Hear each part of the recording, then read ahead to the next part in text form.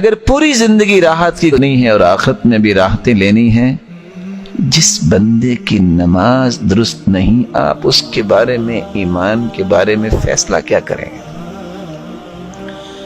اور میں اتفاق سے 2 دن پہلے ہی پڑھ رہا تھا کہ سلف کے ہاں جو شخص نماز فرض لزوم کے ساتھ با جماعت نہیں پڑھتا تھا، اس کے بارے میں ان کی رائے کیا ہوتی تھی کہ اس کا ایمان ہی رقیق ہے، اس کو تو اللہ تعالیٰ کی عبادت سے غرض کیا ہے؟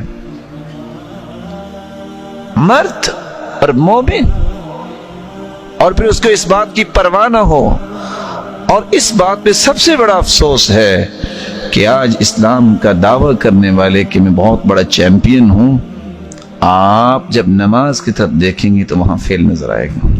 اللہ مجھے اور آپ کو محفوظ فرمائے۔ یاد رکھنا، ہم اگر نماز پڑھتے ہیں تو اللہ کی توفیق سے پڑھتے ہیں، اللہ کی توفیق نہ ہو تو کچھ نہیں ہو سکتا۔ لیکن رسول اکرم صلی اللہ علیہ وسلم نے جو صحابہ کو تربیت دی، عمر رضی اللہ تعالیٰ عنہ جب بھی گورنرز کا راؤنڈ لیتے اور ان کو بلاتے، میٹنگ ہوتی، تو سب سے پہلا ایجنڈا کیا ہوتا؟ بتاؤ آپ کی نمازیں کیسی ہیں؟ اب یہ سوال ہے جس کو آج ہم سمجھتے ہیں، یہ کوئی سوال ہے؟ ان اہم امورکم عندی الصلاۃ فمن حفظها وحافظ عليها فقد حفظ دینہ۔ سب سے بڑا مہم کام جو ہے وہ نماز، جس نے اس کی حفاظت کر لی اس نے اپنے پورے دین کی حفاظت کر لی۔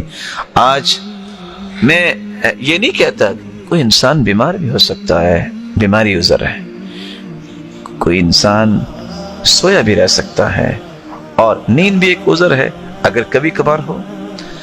لیکن ہم کیا کہتے ہیں؟ اف آج نہ الارم نہیں لگا سکا۔ کیا اللہ کے رسول کے زمانے میں صحابہ کے پاس ٹی وی تھا؟ بولیے، موبائل تھا، ٹائم پیس تھا، الارم تھا؟ کیسے اٹھتے تھے؟ سب کچھ تھا تو یہاں تھا، دل کے اندر ایمان تھا، شعور تھا۔ ایک بچہ آیا کہ کہتا ہے ڈاکٹر کو کہ مجھے نیند بہت آتی ہے، کوئی دوائی بتائیں نیند نہ آئے۔ اس نے ایک مرتبہ دیکھا اور دوائی لکھی اس کے ہاتھ میں دے دی۔ وہ جا کے میڈیکل سٹور میں کہتا ہے جی یہ دوائی دے دے۔ اس نے بھی پڑھا تو مسکرا کے کہتا ہے بیٹا یہ دوائی کس چیز کے لینا چاہتے ہیں؟ کہتے وہ ڈاکٹر کے پاس گیا تھا کہ نیند بہت آتی ہے۔ کہا پتہ یہ کیا لکھا ہے؟ کہتے کیا لکھا ہے؟ کہا شعور زندہ ہو تو نیند نہیں آتی ہے۔ اس کا شعور مر چکا ہے، اس کو کسی چیز کی پرواہ نہیں ہے۔ اس لیے امت کا شعور بیدار ہونا چاہیے۔ میری نماز نہیں تو میرا ہے کیا؟ رسول اکرم صلی اللہ علیہ وسلم نے، اس لیے صحیح بخاری کی روایت، سمرہ بن جندب کی روایت ہے کتاب تعبیر الرؤیا کے اندر، کہ میں نے جب دیکھا ایک شخص بیٹھا تھا اور ایک شخص کے سر پہ ایک فرشتہ پتھر مار رہا تھا اور اس کو کچل رہا تھا۔ میں پوچھا یہ کون ہے؟ جواب ملا الذی یأخذ القرآن ویرفضہ وینام عن الصلاة المکتوبہ۔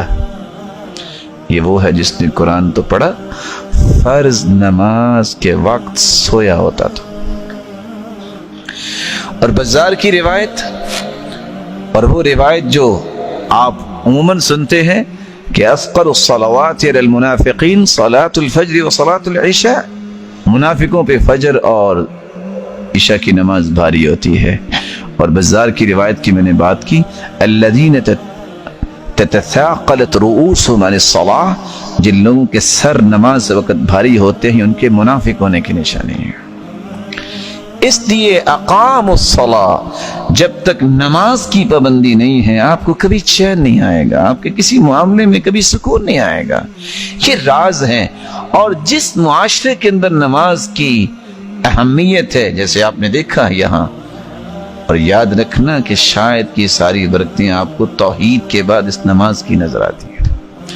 اسی اقام الصلاة جب تک میری اور آپ کی زندگی میں نہیں آتا، میری زندگی کے ایمان کی تجارت کبھی کامیاب نہیں ہوتی۔ وہاں تو حالت یہ ہے، کانا سعید بن عبد العزیز اذا فاتته صلاة الجماعة بكى.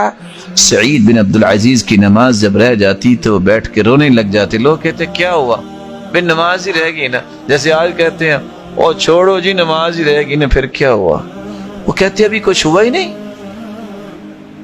اور خصوصاً عصر کی نماز، رسول اکرم صلی اللہ علیہ وسلم نے فرمایا فَكَأَنَّمَا وُتِرَ أَهْلُهُ وَمَالُهُ. اس کی عصر کی نماز رہ جائے، وُتِرَ أَهْلُهُ وَمَالُهُ، وہ ایسا ہے اس کی زندگی کا اندر جو بھی مال ہے سارا برباد ہو گیا، اور اس کے خاندان کا ایک بچہ بھی نہیں بچا، سارے مر گیا. اتنا نقصان اس کا ہو گیا. اور انسان کہے کہ میرا نقصان ہی نہیں ہوا.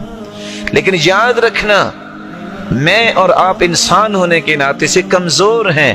اللہ سے مدد بھی مانگا کریں کہ اللہ ہمیں ہمت دے، توفیق دے.